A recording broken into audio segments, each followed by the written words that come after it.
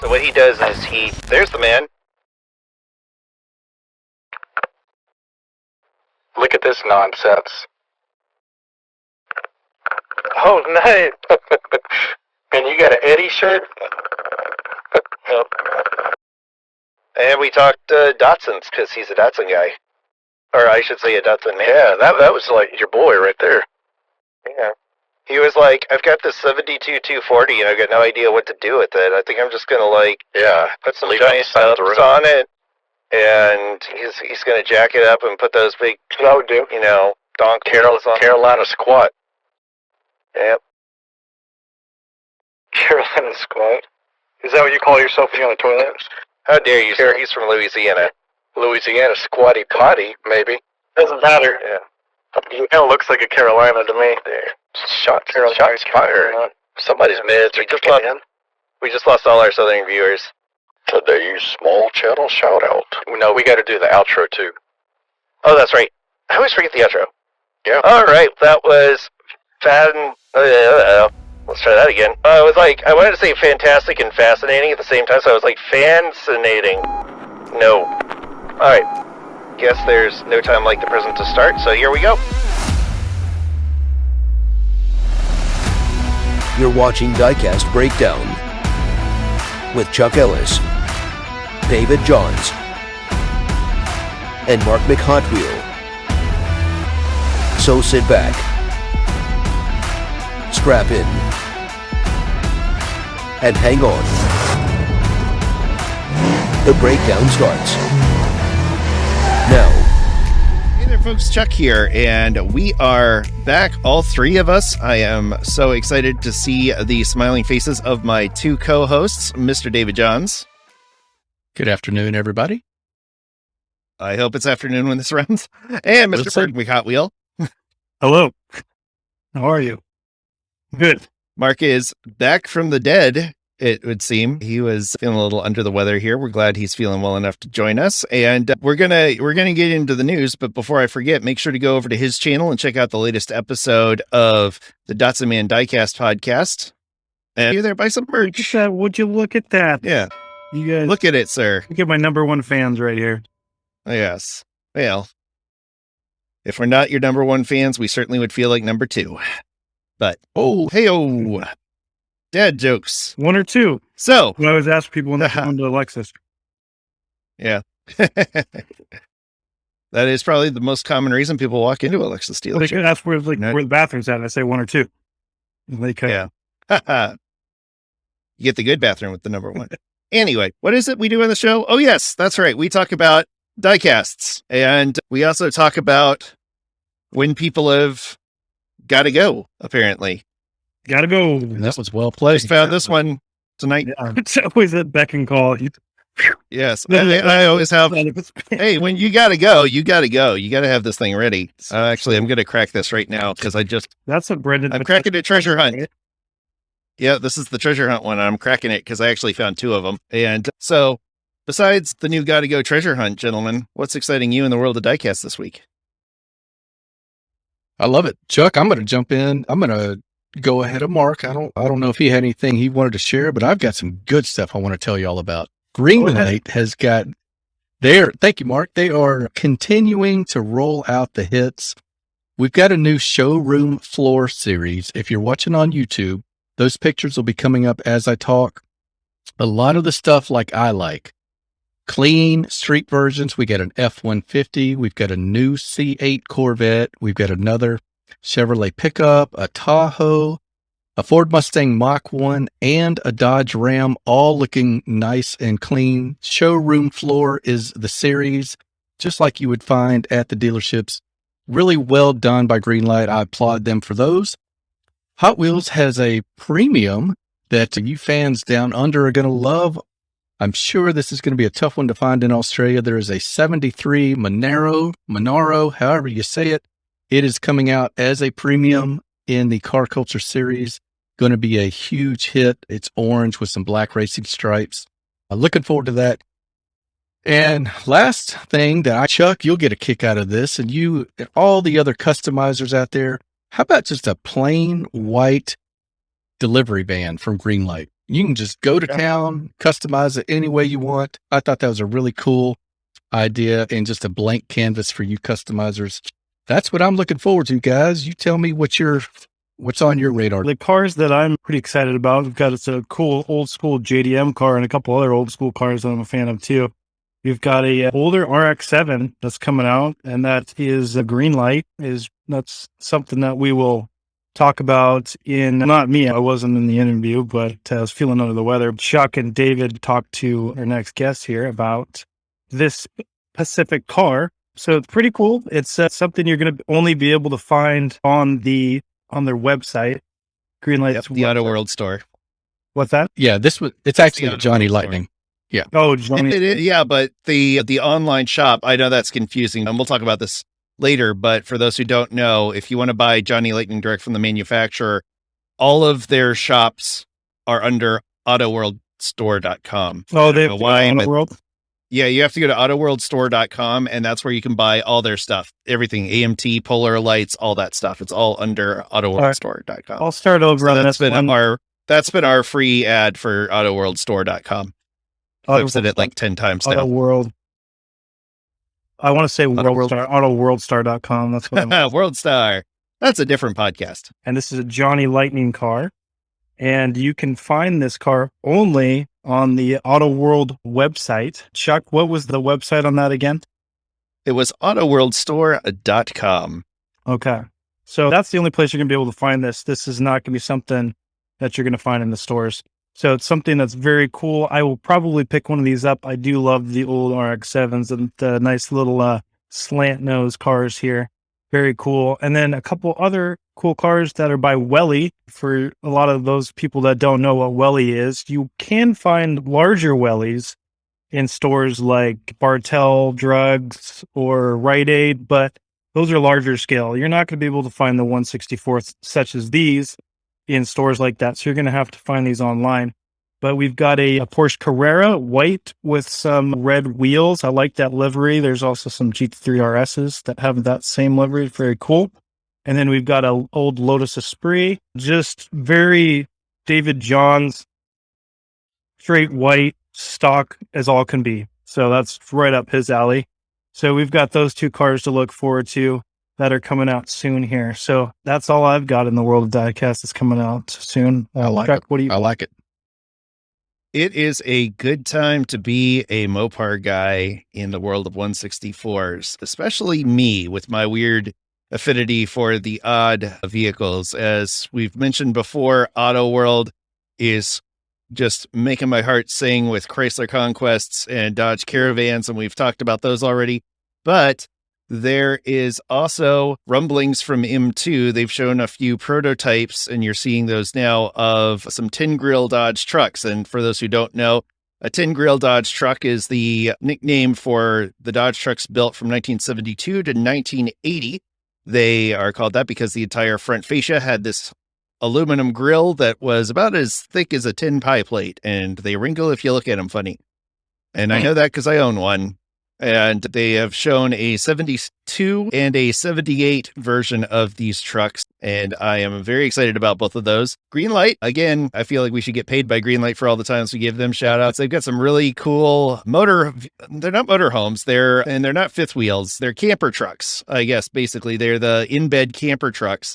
They've got some really cool ones coming out. They got a Winnebago. They've got 78 Ford F-250 with a camper. And they've also got a couple of El Camino pace cars. They got an 86 and an 85 El Camino pace car coming out that I'm very excited about. But to bring things back around to Dodge, Tarmac Works, which is not known for doing Dodges, is doing a Dodge. And they are doing a Dodge van. And they are doing what I wanted the Hot Wheels Dodge van to be, which is a true 1/64th scale Dodge van. Late 90s. Actually, this would be like a mid 90s one, kind of a 94 to 98 era van. And it's got a solid roof on it. And it should be, if it's Tarmac Works, I'm assuming it's going to be true 1/64 scale. So that's really exciting. And that will be out in November. So we got a ways to go on that, but I just pre-ordered it because of course I did. And it is done up like the Dodge van type vehicle. So it's got the black hood and racing numbers on it and some cool sponsor decals and looks like some custom exhaust and some ground effects, but it still very easily could be converted back to being a stock van if that was your affinity. And while we're talking about stuff from the other side of the other pond, Pacifically, 64 Para is the name of this company, I believe. And they have got a Mitsubishi Galant VR4 that's coming out. That's very cool. Very 80s, late 80s, early 90s style four-door sedan. And that is another vehicle that is just weird enough and obscure enough and Japanese enough that all three of us are probably going to buy it. Absolutely. Like that.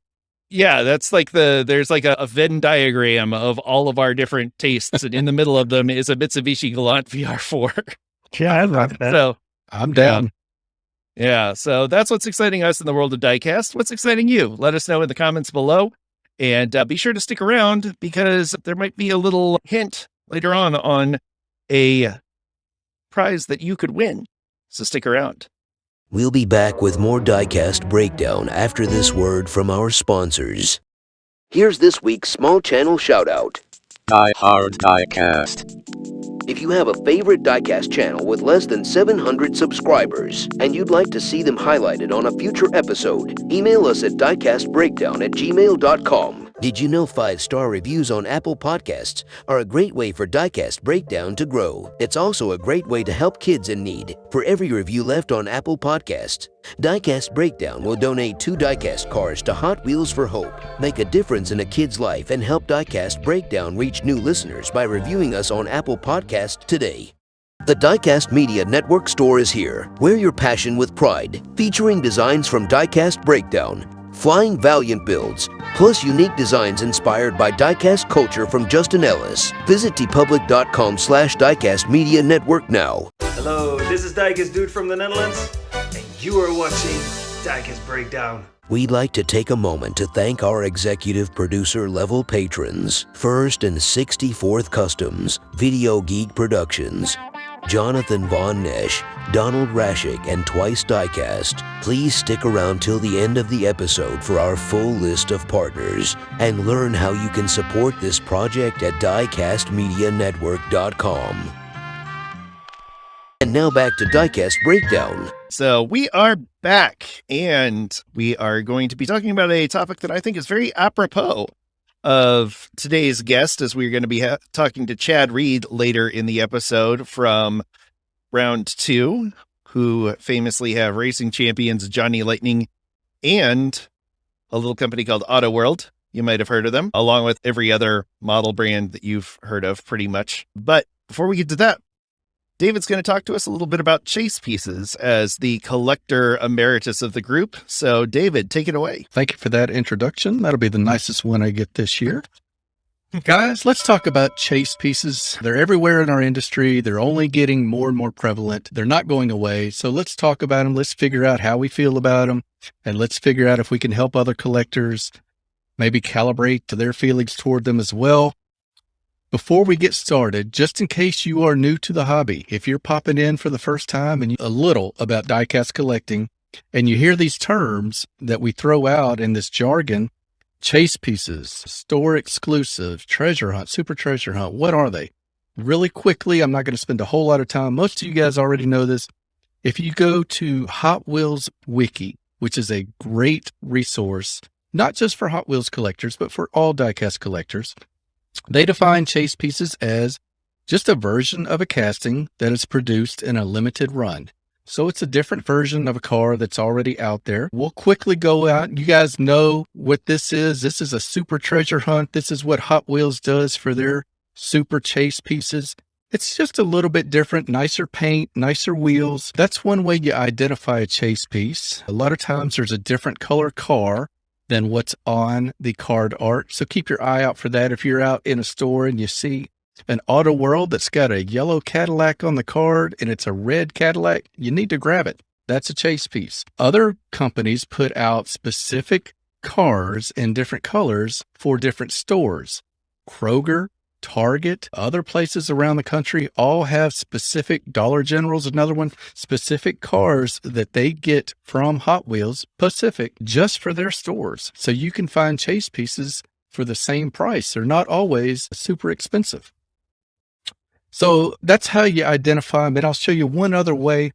If you guys have seen this Deutschland Design series by Hot Wheels, you'll notice there's a red 2012 Mercedes-Benz.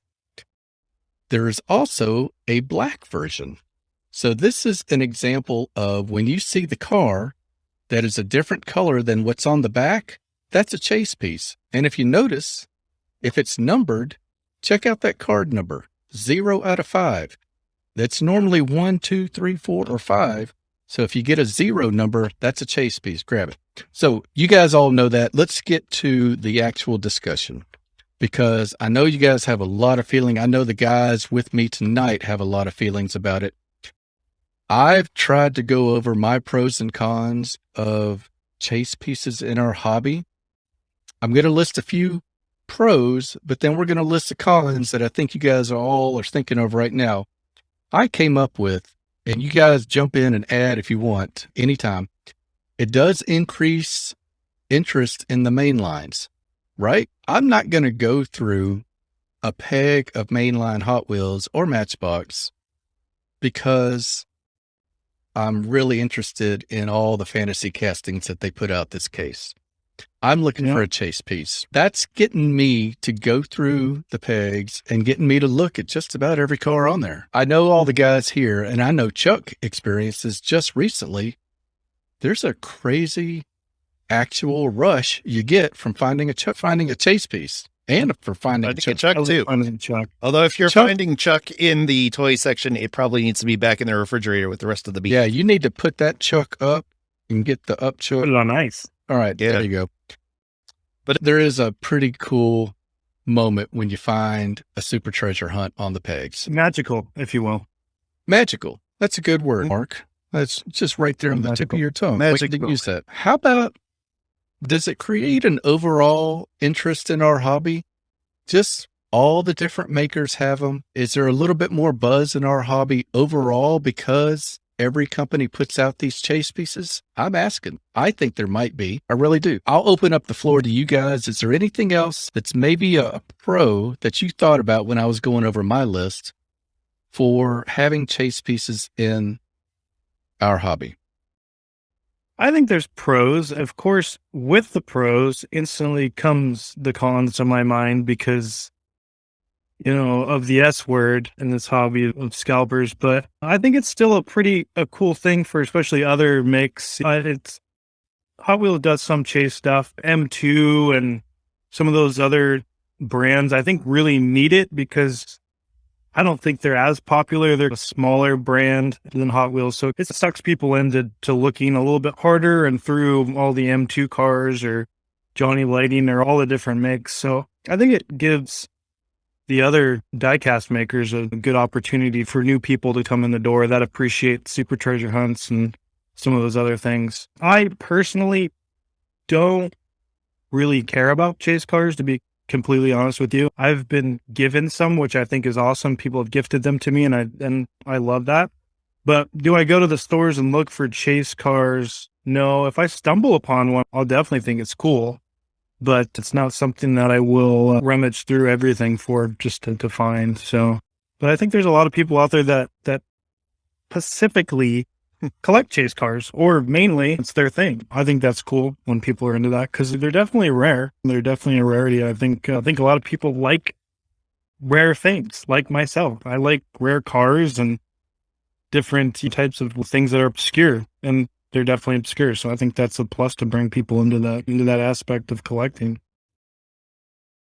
Yeah, I think that's right. I was actually recently had the chance to meet up with Mad Visions, who has a YouTube channel. He stopped by Gainesville and we were chatting about this. Actually, he was passing through on his way back to Tampa and wanted to know if there was anywhere in Gainesville to do any diecast hunting. And I was like, really, there's the Hobby Lobby and like we have 3 Walmarts and a Target.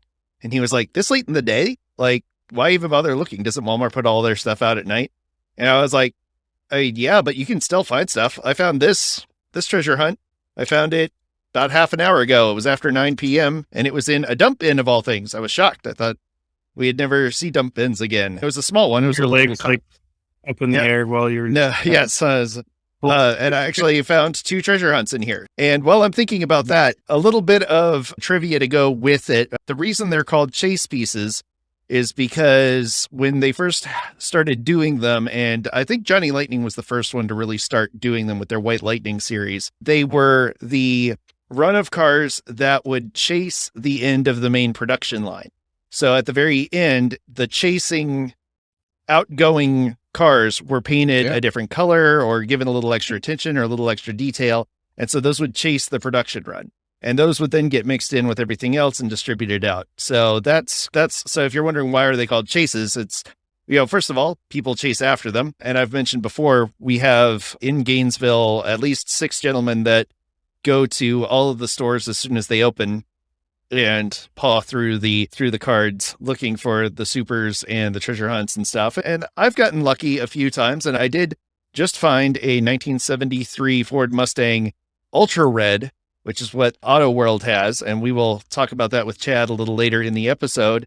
And that was a very nice find because Auto World makes some great stuff, and their Ultra Reds are ultra rare. The thing with super treasure hunts is Hot Wheels limits those to about 25,000, and Auto World only does, I think, 2 or 3% of their cars are chase pieces, and they limit those to a couple thousand.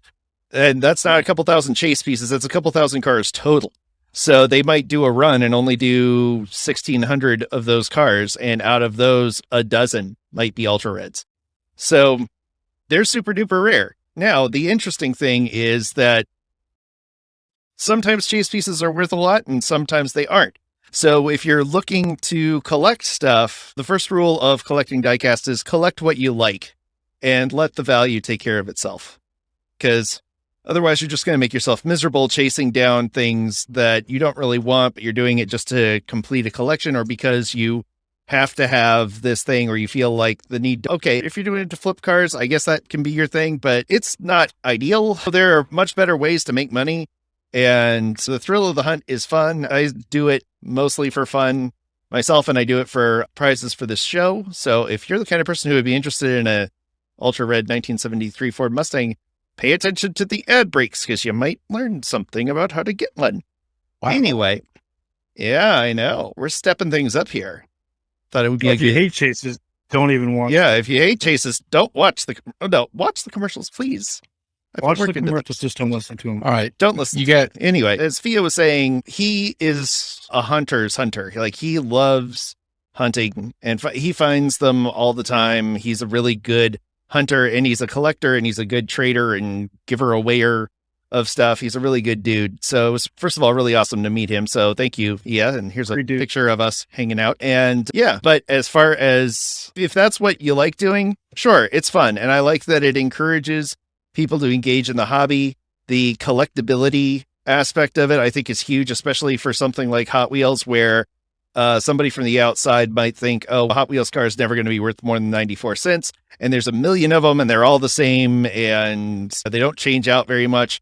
And you start getting into it and you start paying attention to the treasure hunts and you realize there's this whole suite of cars that I didn't realize that there were different cases. There were so many cases through the years. I thought maybe there'd be like 5 or 6 and there's like 15 or 16. Those kind of aspects of it, I like being able to pay attention to the trends, pay attention to what's new, and keep an eye out for something special. And there's other versions of the chase. David mentioned the Zamex for Walmart, which are, Zamex is the plating that they put on the diecast metal, and they don't put paint on it. Target has their, what are they called? The Reds? Red exclusives. Yeah. Red exclusives. So those are red themed cars that you can only get there. And like David mentioned, Dollar General, Walgreens will have exclusive colors and tampos. And so I think that's part of the fun. I think raising a kid, right now she's a rock collector, looking for excuses to go out and hunt for rocks, which are about as valuable as some of those cars, gives a novelty to it. It gives a purpose to it rather than just there are cars and I'm going to get them. So I think it's one of the things that makes the diecast hobby great, because there's something in it for everyone. If you're a customizer, there's something in it for you. If you're a collector, there's something in it for you. If you like wild, crazy designs, there's all those fantasy cars that none of us buy except for the Gotta Go. So there's something for everyone. And that, I think, is part of the joy of it. The scalping aspect, yeah, it's a problem, but it's only a problem if you let it be a problem. And you just enjoy the hobby for what it is. We can complain about them all day. They're not going to go anywhere, and they have just as much right to buy stuff as we do. And if they want to be that hungry and be there when the store opens and clear them out, all right, fine. I saw somebody posted on Facebook the other day where a guy who owns a local convenience store goes into their Walmart when they post them on the pegs, and he buys the entire rack and then puts it up in his store. I'm like, come on, dude, just just order some cases. Yeah. But, It's not hard to order cases online. It's because of that. Yeah. It is hard to order cases online. I actually have a friend who runs a parts store, like an auto parts store, and he wants to be a distributor for Hot Wheels, and he's trying to get them to get a partnership through his company. And it's harder than you'd think to sell Hot Wheels, or at least to buy them in bulk. So anyway, I think that would be, if there was one note I could give to Hot Wheels that might help curb the scalper problem, it's make cases available to buy online for everyone, because then you get just as much of a shot, and you don't have to spend hours of your day running around. You could just go online and buy 50 cases if you wanted to be that person. And the rest of us can enjoy shopping the pegs. And that's what you guys have touched on. The only two cons that I came up with, man, it really encourages some shady behavior among a small minority segment of the collecting population. And of course, I don't mean minority in any segment other than the guys that choose to make it tough for the rest of us to find cars because they scoop them all up. But we've got pallet raiders. We've got people in cahoots with store employees. All that's out there. So I think that's a small part of, actually, it's a sizable part of the chase car collecting part of our hobby. But to Chuck's point, it is what it is. It's not going away.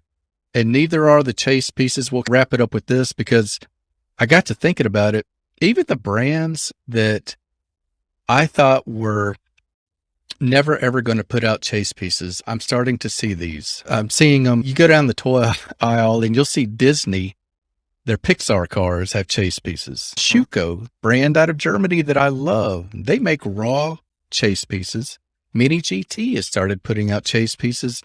Heck, even Micro Machines now has chase pieces in their mixes. So what you do with chase pieces in your collection, that'll be up to you. We're here just providing some information and maybe starting a conversation. There's pros and cons, like we talked about. Yep. Happy to talk about this topic with you guys today. I appreciate your thoughts as well. And we'd love to hear from you, viewers, listeners. Tell us your stories. Tell us your successes, your I don't know, not successes. Your wins with yeah. We want to. Well, I had a chance to actually do a pallet raid once where it wasn't even a pallet raid. Somebody had just put the boxes out in front of the Hot Wheels thing, and they were still taped up. And I went through 7 boxes, and none of them had a chase piece. No treasure hunt, no Zamek, no nothing. It's hit or miss on a good day, folks. So don't feel bad. I think if there's anything I would leave people with, it's don't get discouraged when you go on social media and you see all these people posting about finding chase pieces. And remember that there are 15 million Hot Wheels collectors in the world. That's just Hot Wheels. That's not including the people that collect other stuff. And of those, you're only seeing a fraction of those collectors who are finding stuff and posting it on social media. So don't get overwhelmed. Don't feel discouraged. Don't say everybody finds chase pieces but me.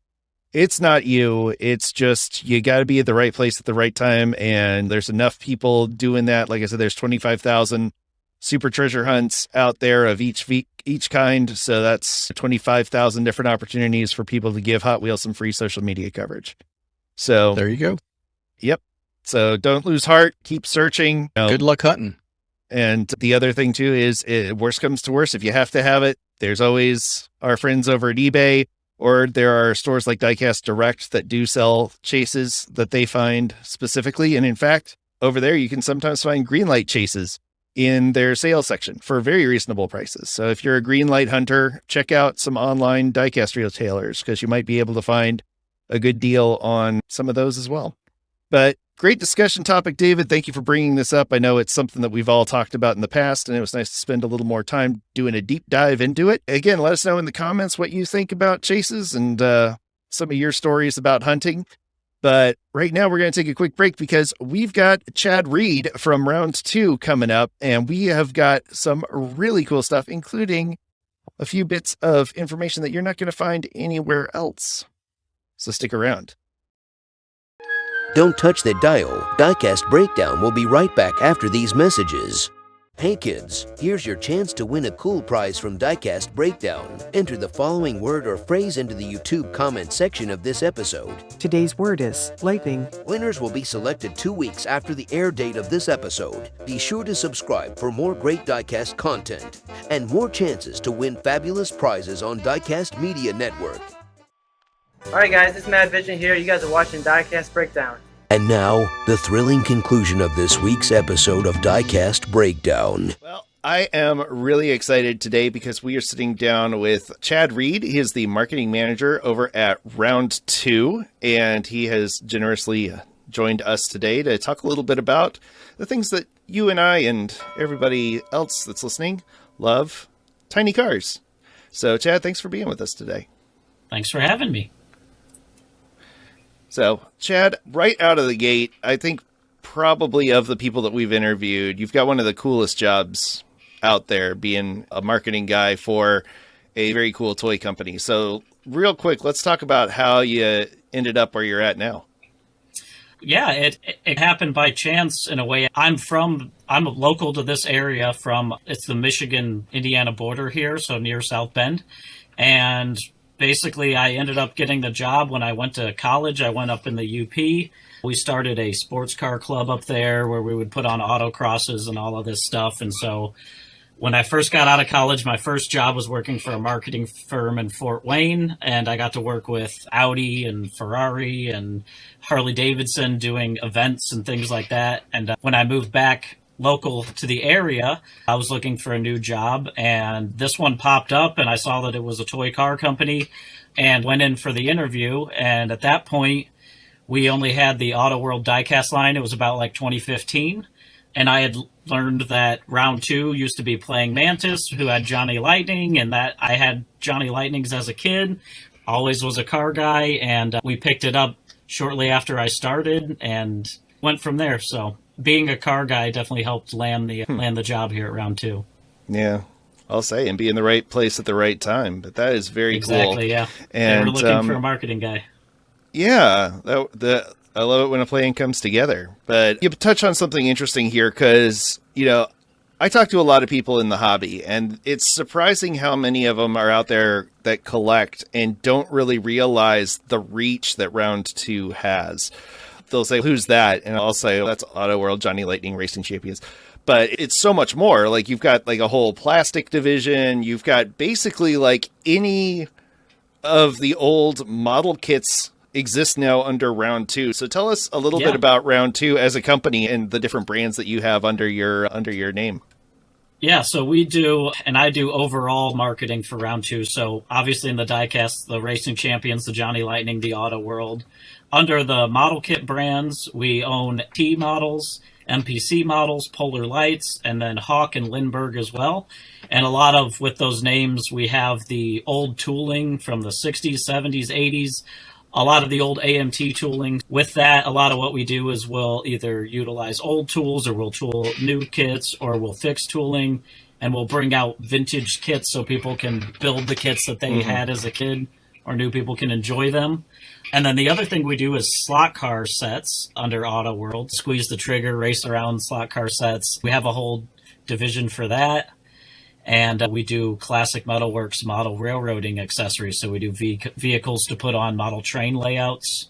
And in the model kits, there's also a lot of sci-fi stuff, Star Trek, Star Wars, ships. And then we dabble in other things here and there too. But it's a big, fun, collectible company and mostly automotive oriented. Yeah, it's very cool. And I think it's really interesting because I grew up, my background in car culture, like I learned about cars from building AMT and Lindberg model kits, and I know from experience what hot garbage they were as far as the amount of flashing, because they were still using these molds from the 60s and 70s and the 80s and 90s, and they were not great. A lot of them were incomplete. They were missing pieces. The El Camino kit came with like part of a camper. It was a mess. And it's been really cool to see Round 2 take those old brands and redo them and re-release them, not just as they were, but like better. Like they have not just like really cool retro graphics, but you've put in added accessories and stuff like that wouldn't have normally been on the original kits. And I think that's super cool. The other thing that I think is fascinating about Round 2 is you've done something that I thought I would never see again, and that is put model kits back in Walmart. And that's a fairly recent thing. So tell us how that happened. Yeah, we had pitched the idea to Walmart with a pallet program. So I think it's usually around the holidays. And basically it was a whole kit that comes together in a pallet and designing the outsides of it and picking kits that we felt were good sellers or good kits to offer and pitching those to Walmart and working with them through our Johnny Lightning Auto World. We have a good relationship with the buyers over there.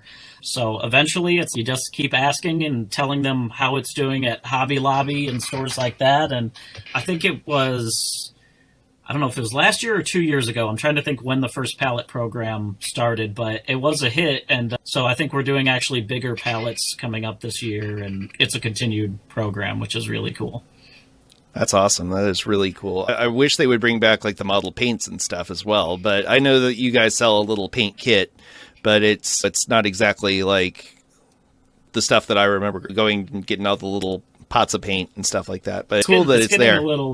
It's getting a little more difficult to get it. And then part of Round 2 also is we have a consumer-facing store called Auto World Store, and we sell all of our kits, all of our diecasts and stuff there, and then we make sure to carry paints and carry all the supplies that you need to build it also. So if people are looking to get started, they got that's good to know. Stop at. Yeah.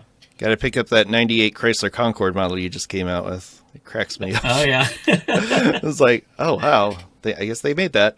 Cool. Yeah, it was. You got to put out the weird ones every now and then. Yeah, exactly. That was definitely unexpected. I love the big spoiler on it. But, yeah.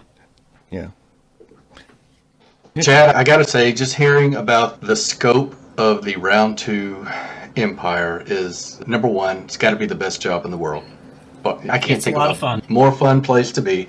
And thank you for everything that you guys do for collectors. I'm curious about you as a diecast fan yourself. Can you tell the viewers and the listeners maybe what interests you about diecast and maybe what scale you prefer? What's in your collection? Yeah, I've been really collecting diecast off and on. Usually I like to just go around and look at the pegs and find a car that I think's cool. I usually don't always chase after I gotta have this, I gotta have that. I just like to stop in and look and be like, oh, they did that tool. That's really awesome. That's a car I liked. So really, obviously as a kid, I always played with toy cars.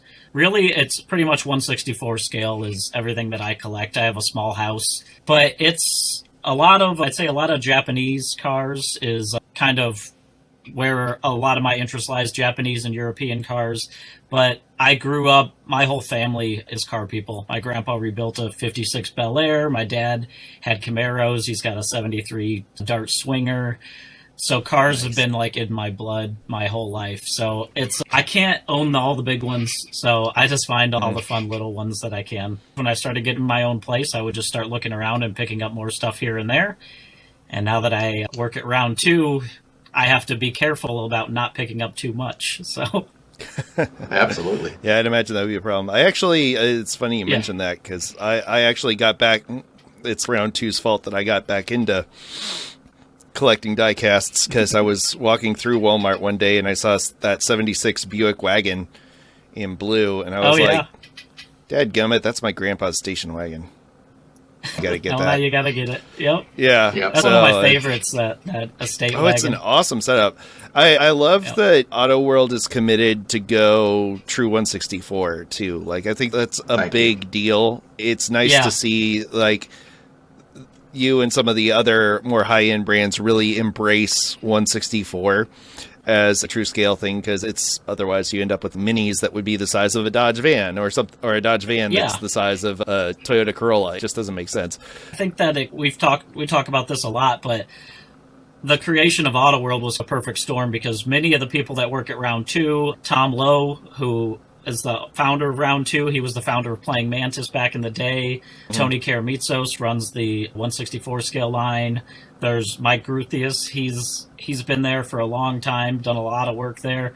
And back in the Playing Mantis era, all these same guys were working on Johnny Lightning. And when Johnny Lightning was sold to Tomy, that was how Round2 started. And so everybody had all this knowledge base from doing Johnny Lightning cars. And then they're like, you know what, let's get back into it. And that's how Auto World started. And it was a fresh slate where they're like, I've always wanted to do everything true to scale. And now that we're doing all new tooling, we can go across the board the way they've always wanted to do it and take everything they learned and put it into the true 164th line. And Auto that's World why is it's our Round2. baby. Okay. Yeah, that's why it's called Round2. Yep. I like it. That's very cool. Yeah. Yeah, Auto Worlds is, I think, such a cool thing because we talk about it on the show periodically because David is our resident connoisseur, we'll call it, of high-end diecasts. And when he compares some of the other super big brands, like not big brands, but like the really high-end $25, $30, $40 cars, and to see what you can get from Auto World for less than $6 at Walmart is just incredible. Like the amount of detail, the amount of work on the chassis, and Johnny Lightning's no slouch either. Like it's definitely stepped up its game as well. I know there has been some talk about adapting Johnny Lightning to be more true 164, or how is that circle getting squared with Johnny Lightning? Because you've also are sitting on all those great old castings too, so you got to do something with those.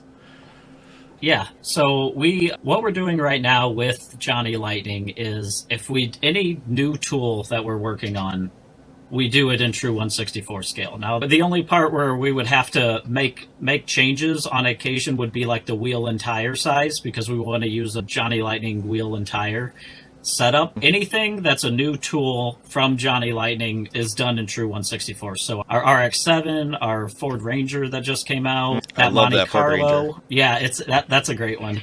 Those are all true 164th bodies, and our plan is to continue that with any of the new Johnny Lightning tooling. So you can even put them next to your Auto Worlds and they'll all look good. But yeah, we have such a vast cool tooling bank of Johnny Lightning and fun programs that we're going to continue running that as we move forward. We'll be doing true scale bodies for Johnny Lightning. It's such a treat, Chad, to have you and have someone actually in the know with the company saying that, because there are a lot of collectors, myself included. I love having so many different brands on my shelf on the wall in true 164 that are uniform. Your new Monte Carlo and your new RX-7, a couple of my favorites from the past 2 years, just absolutely nailed those castings. The Monte is a work of art. It really is. It truly is. So my question then, as someone who can wave a magic wand and create any car he wants, what is a casting? What's one weird, odd car? We ask this of all of our guests. What is a diecast casting that is not out there for a car that you would love to see one day? Oh, not out there. Oh, not man, out there. That's a toughie. Because I would have to say, oh man, I've got a big list. I thought something like a Nissan Pulsar, like GTIR. Oh yeah. Have the variable caps on the back? That would be awesome. I'm sorry, my headphones were acting up. Did you say a 93 Saturn? 93 Saturn? David. Go ahead. The 93... I will tell you, Johnny Lightning did do one Saturn. I don't know if you're aware of this. Because I had a Saturn L200, and I'll show... This happens to be sitting here. I didn't plan this at all. Oh. But I had one, and nobody made a diecast of it. And it's not a full diecast, but it's a pewter replica. Look at that. Johnny Lightning from Holy I guess it smokes. was it was a dealer only promotion item. Yeah. And that was like the second car I had because my grandpa had it and I got a good deal on it. And I wanted to find a diecast, and nobody made a Saturn L Series diecast, and I found a little pewter model on eBay. But yeah, it was some dealer only promotion item. So it was completely unplanned that I had that sitting next to me. But yeah. Yes, we often joke that's our end goal with the podcast, is to get our first cars made into diecasts. Yeah, I know my first car was a 91 Oldsmobile Cutlass Sierra, which was all around everywhere. Yeah, and that was, I was 15, and you're going to trick out the only car you have, so it's like, looking back on it now, I have to laugh, but I painted it Mustang Sonic Blue, and it had purple underbody lights on it, and it was real Fast and Furious style. Yeah, just beating the ladies off. Oh yeah. Yeah. Yeah, I had my 64 Valiant that was just it was borderline a barn find. It was pulled out of a carport from a little old lady, 47,000 original miles. It was pale blue, like a baby powder blue, very rusty. And for one summer, we just got out a bunch of poster paint and painted the whole car, all kinds of crazy colors, and drove around with that for a while until the rain washed it off. And did some cuts in the dash that I regretted, because when it came time to rebuild the car, I had to get a new dash. But you know, we all learn. And I'm fortunate enough, I've still got that car, and it's just been a wild journey with that. But that's another story. Minus the sidewalk chalk. Yeah, exactly. Very cool. And now I've noticed a trend recently, and we kind of hit on this a little bit with things like the RX-7 and the Monte Carlo, but like Auto World is going, not just Auto World, but Round 2. Like, you guys are going hardcore into like late malaise era vehicles. You've picked some really wild ones, and we're gonna absolutely talk about that Dodge Caravan, because that was my parents had an 85 Dodge Caravan. So when I saw that was coming out, I was like, oh no, oh boy, I'm definitely gonna have to have a whole bunch of those. But so tell us a little bit about some of the trends that you're seeing in cars that are being requested, how you go about picking the cars that are going to get made. I think when we go to pick something, we're trying to maybe stay ahead of the trend, or do something that's a little bit different, or do cars that people just remembered seeing on the road. It doesn't have to be that $100,000 supercar or whatever. It has to be the car that you remember seeing, that you have a connection to. And I think a lot of that goes into why we've been picking the castings that we pick, is we sit down and we think, what's a really cool car that we haven't seen done yet, or we haven't seen replicated, that we feel like is either on the cusp of being more popular, or is just something that maybe was forgotten about, and once people see it, that it nudges them into, I totally need that. And that Dodge Caravan has a close place in my heart too, because that's actually the first tool that I got to work on developing. Nice. They let me, Tony and Mike were working on a lot of other tools, and they had the dream to do this Caravan. And Round 2 is pretty small. There's only 30 to 40 employees at Round 2 with all the brands and everything that we have. I do some flat art and some stuff from time to time, so they kind of let me take that Caravan and run with tooling it. So figuring out, working with the factory on the 3D and how do we do the grills, how do we do this stuff. And we can get into it, but I did bring the tooling mock-up to show you guys of that Caravan. Oh, yeah. So that would be awesome. Yeah, heck yeah. All right, so I showed on our social media pages the Caravan. It was a red tooling mock-up, so this is the second tooling mock-up that we've gotten. Oh, wow. Where they just paint it any color that they have lying around at the factory. But hopefully maybe if I get my head out of there, it'll focus a little better. But yeah, look at that. That's almost the same there. It's a similar. Oh, man. Ours was kind of a metallic tan. Yeah. Look at that. Yeah. And so that is the early first. Yeah, it's the 84, like 85. The 84. Yep. And we did that, and then developing the tooling, we were trying to figure out how else to do it. I also brought this as the later generation, single second headlight, generation. Yeah. Chad, we went crazy when we found out this was coming out, and we did have a question for you, and maybe you're the best person to ask. Is this going to come with old McDonald's French fries on the floorboards? and greasy handprints on that side window. Yeah. That is a perfect beer opportunity. Yeah, it could have it. It could certainly have. You may have to make your own little French fries, but I think they all just come with that from the factory. So yeah, there you go. It's true. The sticky interior. Yeah. We did make sure when we were doing, as I was developing the interior for it, the one thing going through it is I never realized how many different variations there were of like interior layouts and just so many different options. And so that was actually a big thing, is figuring how do we want to do the interior. And I was like, I think we have to do third row seating. Oh, yeah. Being that van had that. And then I did have them tool it with the manual transmission, so it has the shifter. Nice. So you can do the Turbo 91. So, yeah, so you can do the turbo later models as well. Yeah, so. our Caravan had the optional roof controls to open the rear windows. They were these big dials with knobs on them, and these big plastic dials up in the ceiling, and you'd rotate them like 3 times, and that would crank open the back windows on a hot summer day. And those things were... Chuck, you'll have to do a little baby on board sign for the back window, a little decal for that. Oh, yes. Yeah, absolutely. Yeah. That'll be my official baby number 2 announcement. We'll be doing a custom of that one. But yeah. There you go. But yeah, it's really cool. And you're doing the Conquest as well, I believe, which is an exciting thing. The Mitsubishi Starry and Chrysler Conquest. That's another great one. It's wild. Yep, that's another new tool that's coming out that we felt was like a car that was underrepresented. It seemed like everybody had done so many of the 70s JDM cars and a lot of the 90s cars, but we felt like the Conquest and the Starion was like just the beginning of that. It was just before a lot of those turbo JDM legends of the 90s came out, and it was something that hadn't really been represented yet, and so we got really excited about the idea of that one, and the response has been awesome. Yeah, so very excited about that. We covered that one on the show too. But now with Auto World, correct me if I'm wrong, but those are usually all domestic, right?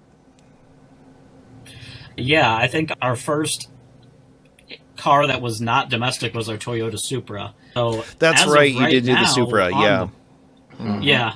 On the pegs, I think the Toyota Supra is the only non-domestic Auto World that you can currently purchase. But yeah, we have the Mitsubishi Starion coming out. We have the 3000 GT coming out as a sister car to the Stealth that we did before. Yeah. And so we're looking at some other things as well. The Stealth is also a great casting. I've said it before.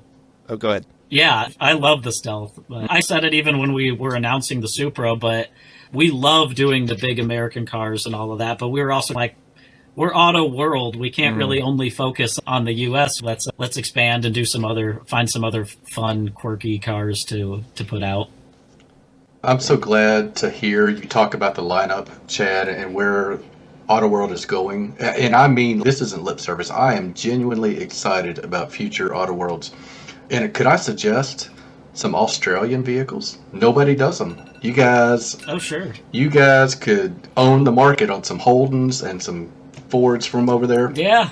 But my question, to make a long story even longer, earlier in this episode, we were having a discussion about chase pieces. I learned an interesting tidbit about Round 2 and chase pieces in their existence and where they came from. So why don't you let the listeners and the viewers know a little bit about Johnny Lightning and Round 2 and their legacy with chase pieces for our hobby. Yeah, so they playing Mantis during the 90s, early 2000s, which, as I said, is pretty much the same crew as who Round 2 is. We invented the chase car with the White Lightning. So that was some of the first chase cars that came out were the White Lightning chase pieces for Johnny Lightning, and it was such a hit that it's like the norm now that everybody has a chase piece and it was just a fun way to get people out onto the pegs and looking for stuff, and just that extra excitement. Like, it's fun to find the car, but to find the chase version of it, it's just brings out that kid in you again to find that kind of stuff. I found my first Ultra Red 2 days ago. I found the 73 Mustang in an Ultra Red, and I was so excited. Oh, that's a And good then- one to And then I was and bummed that's a because great I was one to like, find. I've been looking for this car and now I can't open it because it's a chase piece. Yeah. But I know I'll find another one. But the 73 Mustang, and you've got I believe is it a 72 that's in the open of all of the videos? Or is that a 71 Mustang? Yeah, I think it's a 71. Yeah. That's Tom Lowe's car. That thing's That's, gorgeous. in the opening of the video. So we had him let us borrow the car to do the video intro and have a little fun with it. And he's got a few cool cars. Yeah, and we were talking before recording, you've got a 1-to-1 scale car that you're working on yourself, aren't you? Yeah, I've got a 72 Datsun 240Z right now that I'm working on swapping RB25 Skyline engine into. Yes. But it's been a long project going, so we have that, and then we also have my friends and I built a race car for 24 Hours of Lemons. That's a 98 Honda Civic hatchback. And so that's the other project that's going on. So they share weekends. It's a co-parenting situation between those two cars.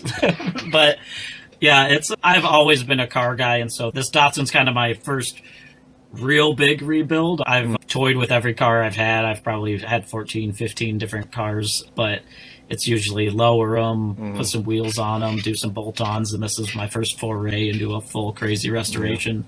So I'm learning a lot, and yeah, I can't wait to get it done. Oh. It's a great time to get into restoring a car too, because the things like welders and plasma cutters have never been cheaper. And when I started mine, it was like, I started mine in 2011, late 2011, I started restoring my car. And by 2012, I was able to score a plasma cutter. Oh my gosh, what a game changer. What a wonderful tool. As far as, this panel's rusty and it's gone. Just so nice. Just take it right off. Just replace this floor panel in 30 seconds. It's amazing. Yeah, it's a great time to get into it. And the reproduction aftermarket and even like 3D printing and 3D prototyping stuff that's out there now, it's just incredible what's being done. That being said, there's a reason why I went from restoring a car to going back to 1/64 scale, because it's a lot easier. And like you said, you can have a whole lot more of them. It is. Yeah. But yeah, absolutely. You have to find your one baby for 1-to-1 scale. Yeah, and then, I'll just look at the little ones. Yeah, it's such a temptation too, because once you start into it, like people will go, "Oh, you're into old cars. Would you like another Valiant?" And I'm like, "No." Yes, but no. I've got enough. Because they pile up fast, and the parts pile up. I had a shed full of parts that I just recently purged. I had 28 wheels in the shed. I think about 20 of them were bent because they were from sets that didn't quite, like maybe 3 of the wheels were okay and 1 of them wasn't, or then mismatched. So I had to get another one, and then people would give me another set of wheels. But yeah, so it's fun. It always goes that way. And then even with working on the Datsun, it's but you find a good deal. Like 2 years ago, I found a Mark I Volkswagen Golf for $500, and I'm like, I'm not gonna buy it. Yeah, exactly. and then that sits in the driveway, and it's tough. I'm tempting fate now by having the truck, because I thought, I can do the truck because the Valiant's done. They're never done, never ever done. No, but I'm very close to having my vehicles all running again, which is a wonderful and rare thing. I want to open the floor up to Chad, and you can speak on behalf of Round 2. You can tell our viewers, our listeners, our collector friends, some things that excite you about what's maybe coming down the pike with any of the brands that you represent. Is there anything we can get excited about in the coming months, coming year? Share whatever you'd like to share. I think there's definitely a lot to get excited about. Obviously, we're always working on new tooling and new stuff to come out. I don't have anything that I'm ready to share yet for new tooling, but we do have there's a lot of fun new programs and new things that we're trying with Johnny Lightning in the Street Freaks program. We've been doing some things there. One of them being, actually, I did bring a few of just things that I'd worked on here and there that was new stuff coming out that I can show off to you guys. But one partnership that we're starting this year is, I talked about the 24 Hours of Lemons racing series.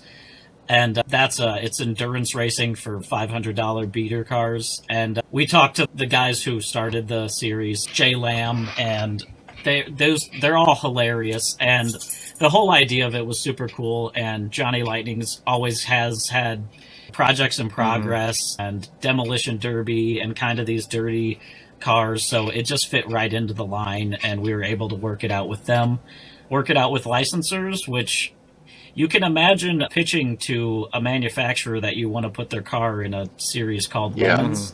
It's delicate. It's a hurdle. Yeah, but they understood that this is a testament to how, if you can run a car that you can buy this cheap for this long, it's a pretty good vehicle. If you're running it for full days on end at full throttle. We have showcased it before, but the first car we're doing is actually my personal race car, which is this Honda Civic. How cool is that? And so it's all cheetah print and dirty and nice. But our whole thing with this program has been trying to replicate cars that actually run in the Lemons series, and they have fun themes to them. So we have another one coming out that's a Ford Thunderbird. That's a team of police officers out of Alabama. And they were so excited that we were doing their car. And we had a Johnny Lightning casting that hadn't been used for years. That was a Thunderbird NASCAR.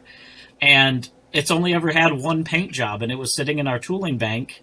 And we're like, here's a series, here's the Thunderbird with a roll cage in it, with a window net, with all this stuff that perfectly matches our casting. And so we had that coming out, and we're going to continue with that series. So that's kind of one that I'm really excited about, and I really hope that it catches on. Just personally being a fan of Lemons and just trying to find something that we hadn't really seen done in diecast yet. As far as I know, Hot Wheels did the Roadkill Rotson, which they ran in Lemons, but I think that's really the only thing in diecast that's really taken on this whole racing series. The Rotson it's really been run by Jay Leno and all these other big guys. Yeah, too, the Rotson really existed though as a roadkill showpiece more than anything else. And the version that they did is not the version, like it doesn't have the numbers on it and stuff, so it would look different anyway.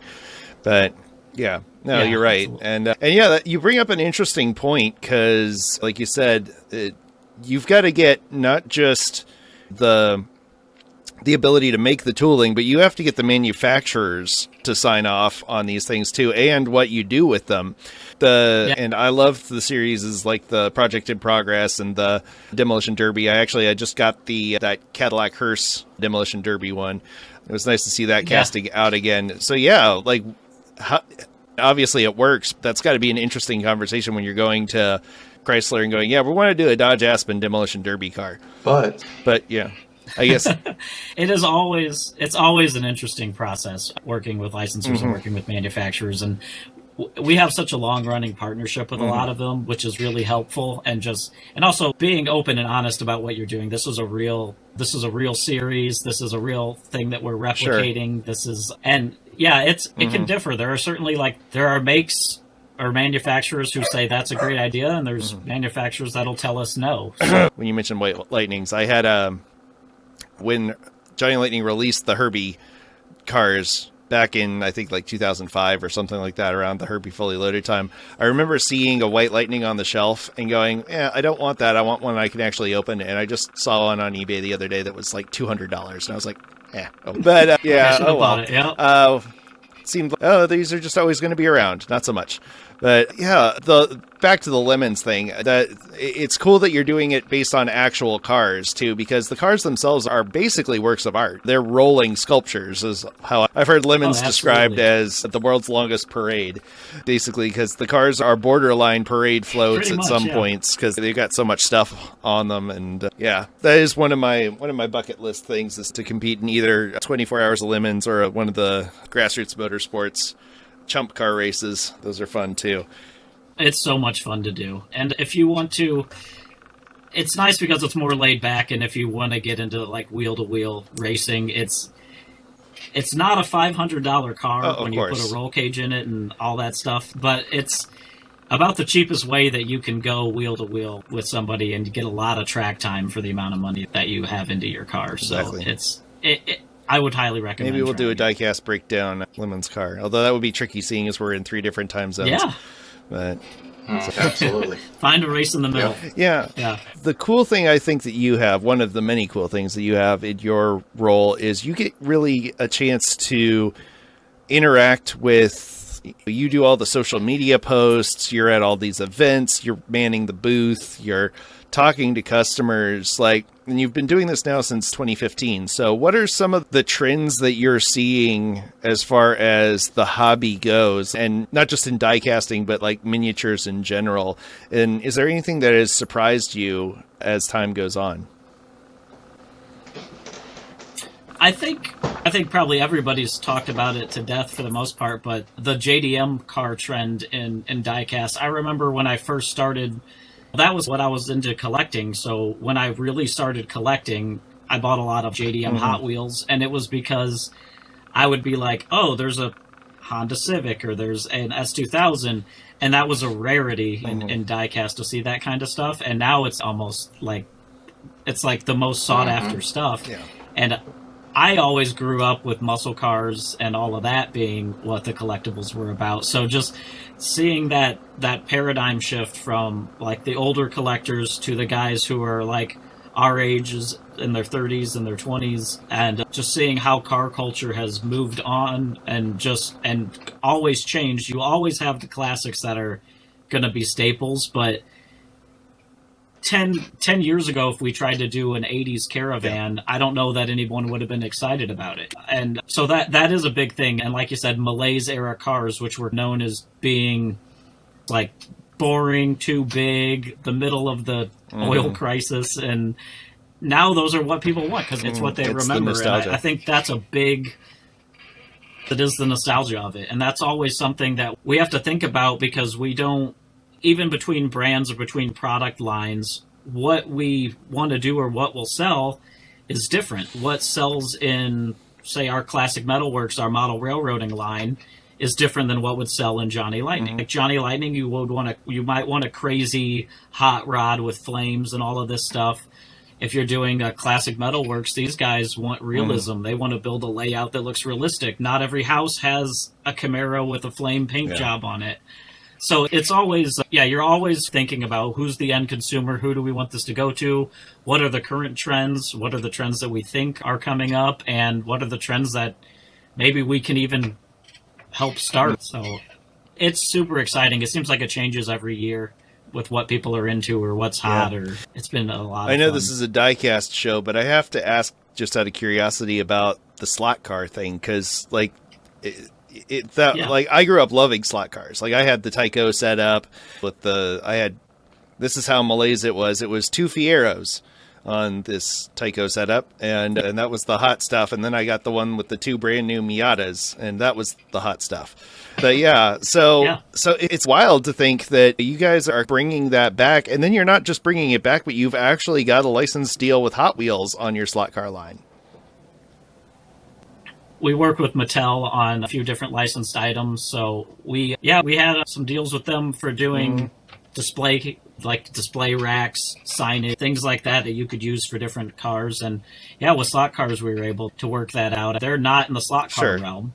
So we really wanted to do the Snake and Mongoose cars, because the Snake and Mongoose is just such a staple of 70s drag racing, and having that set has been a perennial great seller.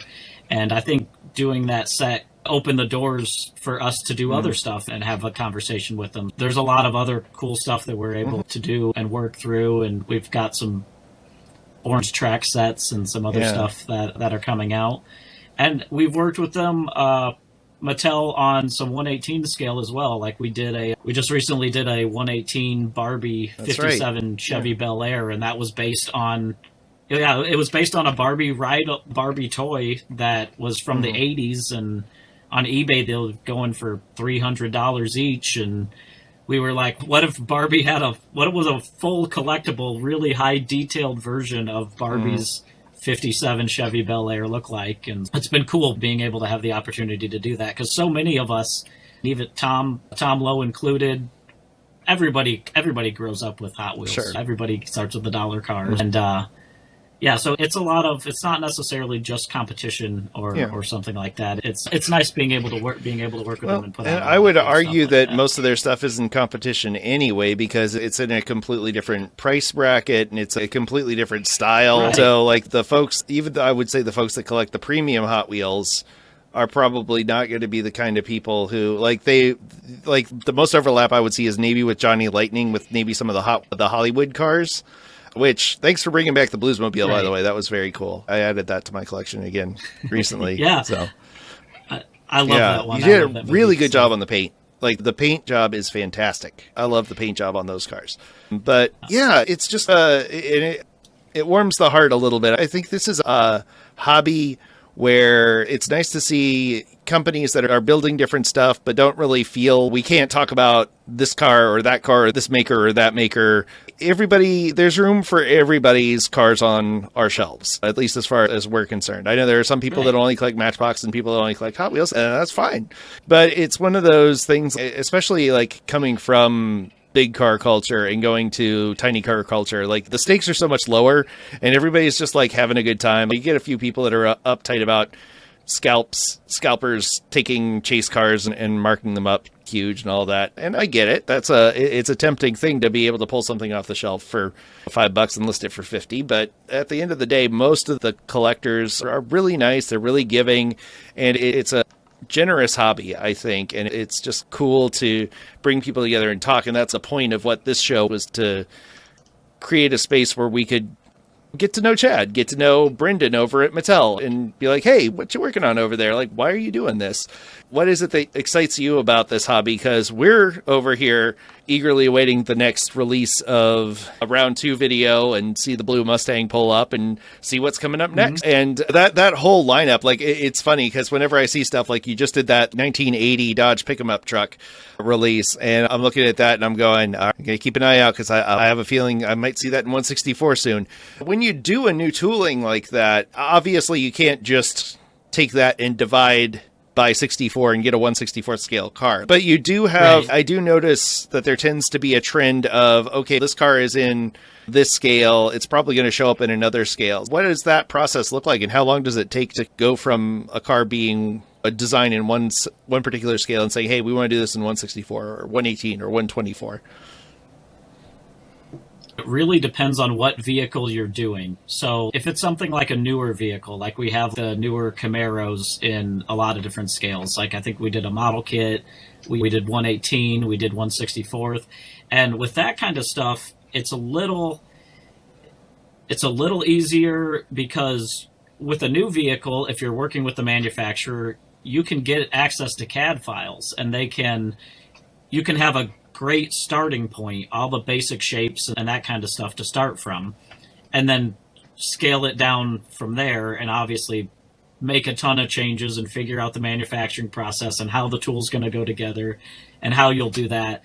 If you have that base to start with, then it is a bit easier in that way. But if it's something like an older vehicle or something that's more of a rarity, then it becomes more of a process where if you can find something, like if you can find a basic 3D to start from, that's great. If you can't, sometimes we'll have maybe a model kit that we manufactured in the past and we can verify shapes and measurements. This is wrong, this is right, and give them something physical to start from. And if you don't have that, you get a car in and you do measurements and you take a bunch of pictures and you just work on the factories. As far as the process, like working on the Caravan, that was an interesting one because finding one, we were able to start with we found one. It was a Plymouth and it was a long wheelbase and it had a 6-cylinder. We wanted to do the turbo and we wanted to do a short wheelbase, and we were able to get general shapes from it, but we found like a real basic outer shell 3D of a van to start with, and we're like, some of the things aren't right, some of the details aren't right, and but at least it's something to start from. And then from there it became just breaking down everything you can do and thinking about the manufacturing process and thinking about how can we take this tool and make different variations for it and get the most for our money. And especially when you're doing something that is a niche vehicle, because tooling is expensive. So it became, what interior can we use that spans all years? What engine can we use that can be used in an early model or a turbo model? Will we need to tool different parts? What are the different front? Are there any differences on the side? Well, how are the grills different? How different is the back end? If we do this trim level, we can do early 80s and later 80s. If we do this other stuff, we're going to paint ourselves into a corner. And that's a lot of the work that goes into creating a new casting, is just a lot of planning in the beginning so that in the end you have the most cost-effective tool that you can get the most mileage out of, do the trim levels or the really popular options, or just all the different variations for it. So there is a ton that goes into it. I know it's a long-winded answer, but very, it really very does interesting. depend on the vehicle. Yeah, I love. Yeah, because a lot of those cars, especially from the 70s and 80s, like very little changed other than the front and back. So if you can lop the front and the back off and just swap those out with like different taillights or different grills, like you did the 74, 75, and 76 Buick Estate wagons, and each of those had a unique grill, but the basic shape of the car is the same. And you can create 3 different things, and I have all 3 of them because I am a masochist who likes to have a version of everything. And it would be very easy to take that 64 Barracuda and just cut that grill off and put a Valiant logo on it. And anyway, I'll mention it. I'll put it in the list of. Thank you. Yeah, I know. It just surprises me because the Valiant, like you talk about cars that were everyday cars, like the Valiant was such a ubiquitous car from 1960 to 1976. It just like they made millions of them, and they were the basis for you got the Barracuda and the Duster and all those cars that kind of were built on the same platform. And there's a lot of. And I was curious about that because I thought there's been so many people have done the Dodge Dart. Johnny Lightning has done the Dodge Dart. Just about every which way it can do it, in at least the second gen. Yeah, and Auto World also has the Dart. Too. Yeah, that's right. You never see the humble Plymouths. You see the Cuda and the Barracuda, but so it's curious. I was just wondering because Plymouth doesn't exist anymore. I wondered if getting the name from Plymouth vehicles was trickier than Dodge because they want to rep the Dodge stuff. Yeah, we've run some. Yeah, Plymouths, and I think they're still owned by. But I'm in the same boat as you. You talk about the Dart Swinger. Exactly, My dad has a '73, and our body styling is like the '71s, and so it's I've close. said the same like thing you just got to put that. You just got to put that beak on the front. Yeah, but I would love to see a Hang 10 Dart, like the Dart Sport Hang 10. That was such a cool design. With the red, white, and blue pinstriping and the surfer motif and that amazing striped interior, it's a killer design. It was 75 and 70, or 74 and 75 they did it. And you got to Google that thing because you got to look at the interior. The interior is unbelievable. They did a red, white, and cream colored car with an orange interior. That's terrible. From the factory. But not just orange, like the seats are like 5 different colors of stripes. It's amazing. Like it is just absolutely like it is peak Mopar bananas. That's absolutely. So, well, Chad, I could definitely talk your ear off about this because as a marketer and a car guy, I am like, you've got my dream job. This is so amazing. But it is so cool to talk to you, get to know you a little bit, and get to know the face behind all those Round 2 videos. If you don't mind, tell people where they can find you, follow you, all that good stuff. You can go to round2corp.com is our main website. You can go there. We have a news section where we post new information. Our YouTube channel is Round 2 for You. Every month I do a product spotlight video talking about all the stuff that's currently in production. I just shot one for July just this morning, actually. We have Instagram pages for our brands, Johnny Lightning Diecast, Auto World Diecast, Round 2 models, as well as Facebook pages for all of those brands as well. So lots of places to find us and a lot of cool stuff that's coming very out. cool. And we will link to all of those in the show notes and the description, so be sure to check there. I do have a couple things. Oh, things you know what? I'm going to hold. Stop I the have a couple presses then. surprises left. Oh yeah, absolutely. I'm going to shut up, Chad. You show what you want to show, and we're going to get our popcorn. Okay. Yeah, I thought I'd bring a couple surprises on the show to give you guys something fun. I'll rattle through them real quick here. Just three different things that we're excited about. The first one I wanted to show you guys is a new Street Freaks thing that we're working on, which is Import Heat Drift. And so this was a flat art that I worked out on this with our 240SX yeah, I love castings. that casting. So we went with factory fade paint. Had the factory do fade paint on it, flames. Cool. And managed to fit these giant tires underneath it. We've been having fun with that. That'll be coming soon, and I've got the B version here as well. Find my camera. There it is. Nice. Yep. So that was a fun one. And then the one other thing, this is coming around October as an Auto World Store exclusive. I have not announced this yet. A lot of people have been talking about when this is going to come out, when we're going to do it. And so this is our 1980 square body campers. Look at that. Look, Chuck is foaming at the mouth. I collect campers in 1/64 scale. Yes. Yeah. Absolutely. And I have a ton of square bodies. So yes, you're speaking my language. Yeah, this one was a ton of fun, and I actually got to work on the flat art for this one. Back when we announced the tooling for this, we showed it with a camper shell on the top, and there's been lots of people saying, when's that camper going to come out? Yeah. When is the camper going to come out? And it's the manufacturing of it and all the options or operations to put this camper on there runs it higher than a $6 price point, so it wasn't really something that we'd be able to do and put in a regular release. So we did it as an Auto World Store exclusive. Oh, that is... And the packaging here is actually... super cool. Yeah, this is such a treat, Chad. Thank you for showing that. Yeah.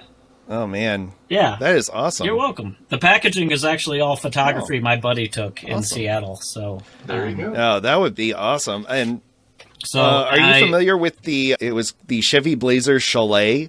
That made me think of that. It was a camper they made on the back of a Chevy Blazer. It was this crazy streamlined fiberglass camper. I had one more for you. It's just Christmas over here, guys. And this is it. This is a big one.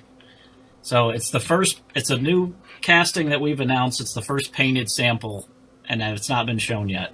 So this is the Johnny Lightning. Oh, how about FJ that? Cruiser. Nice. You're seeing it here first, guys. Yep. So it's a little... Yep. So this will be coming in a classic gold release. It's still a little... Yeah, you guys nailed that, Chad. Yeah, that looks amazing. Yeah, this casting was done by Mike G, and I know he spent a lot of time... There's the other version is in black. He spent a lot of time getting the stance, getting all the proportions correct. It obviously has an opening hood. Part of it is even if you look at the FJs, like they sit like nose down a little bit from the factory. And I know that was one thing where he kept making sure like the stance has to be right. It doesn't sit level. It sits like this. And he was sending the factory exact measurements. No, you got to fix this or change it this way. And it's turned out really good. And that's... Yeah, well, that is incredible, and again, it just kind of speaks well. Like it's so obvious in the final products of what you've released lately, as far as the quality that is improved with Johnny Lightning and the quality that continues to exist with Auto World, and that passion for getting the details so right and doing it at a price point that is so affordable is just wonderful. And we can't thank you and the folks at Round2 enough for the amazing work that you're doing for the hobby, for the community, and just keeping that flame alive, like keeping that excitement going with new castings and new ideas and new takes on things. Again, we can't thank you enough for being on the show. We'd love to have you back on and chat some more in the future if you'll join us, but thanks for being here. Yeah, absolutely. Thank you for having me. And everybody who's into Johnny Lightning Auto World, honestly, I know everybody says it, but we can't do it without you. And we all do this stuff because we love cars. So we get fired up about it. We love doing all these programs, all these new tooling. It it's a Sure. job like everything else, but it is a treat going into work every day and seeing Yeah. a new tool or something else you worked on or a new paint job. And we are so grateful for everybody who collects and everybody who Well, supports. Chad, us. our hobby's in good hands with people like you. So thank you so much again on behalf of all of our viewers Thank and you. listeners and Thank you. the two of us here talking to you now. All right. Thank you very much. That was a fascinating interview with Chad Reid. Delight to have him on. I've been an admirer of Round2 and their predecessor company, Playing Mantis, for a long time. I love what they're doing with this renaissance of old model kits and reviving old brands and keeping existing brands alive and doing things with Racing Champions and improving the Johnny Lightning scaling. It's all very cool and very exciting, and we wish them all nothing but the best. We're looking forward to having more folks from Round2 on. And if you're a diecast manufacturer and you're saying, hey, I want to talk about our stuff, come on the show. We love talking to manufacturers, designers. Our mics are always open, so email us at diecastbreakdown@gmail.com. Again, I want to thank all of our... Oh, I just went right to the outro, didn't I? David, you got any final thoughts about our talk with Chad? How cool was it to see that stuff coming out? First time that he has shown some of those vehicles. I hope you guys appreciate him allowing us to get a preview of some incredible stuff. And I am so excited about what specifically Auto World has coming down the pike for us. So I've just setting him had a up now. blast. Yep. You can say it, Mark. Say it. Pacific. Yeah, and I agree. And I love that they're bringing back that AMT garage. As soon as it was done, I went over to autoworldstore.com and pre-ordered a few of those because that is a very cool thing. And again, it's always nice as someone who likes to set the scene with his displays to have more kits available for us to do cool things with our 164 cars when we show them off. Mark, you got any final thoughts on today's show? Pleasure, just an absolute pleasure. Anthony. We are so to glad talk to have you back. We have missed you, and we are David too. Yes, we have been representing Thank you in spirit. Look, this is great shirts. I don't know where you got them or who that guy is. Yeah, you can find them at here. I don't know the URL. This is exclusive. This is from Eddie at Simple Customs. So he's this is one of a kind. Yeah, Kind. the So guy. I didn't even try to get this. Yeah, Not happening. Mark might be the guy that gives you the shirt off his back, but not when he's wearing that There's shirt. a lot of sweaty. Not that. Don't even ask. Yeah. Pass. We've enjoyed sweating with you, and I hope you've enjoyed sweating along with us. As always, we want to thank our patrons who support the show and keep things going. If you want to learn how you can support the show, you can always check us out at diecastmedianetwork.com. Again, thank you for liking, sharing, subscribing, going over to Apple Podcasts and rating the show. That really helps a lot. And every rating that we get, we add 2 more cars to my Hot Wheels for Hope bin, and stick around for that because we will be talking about that on a future episode. So, as always, we are so grateful to have you here. We look forward to having you join us next time. So, until then, stay fresh, cheese bags. Bags. Knew that was coming. Bags. Knew that was coming.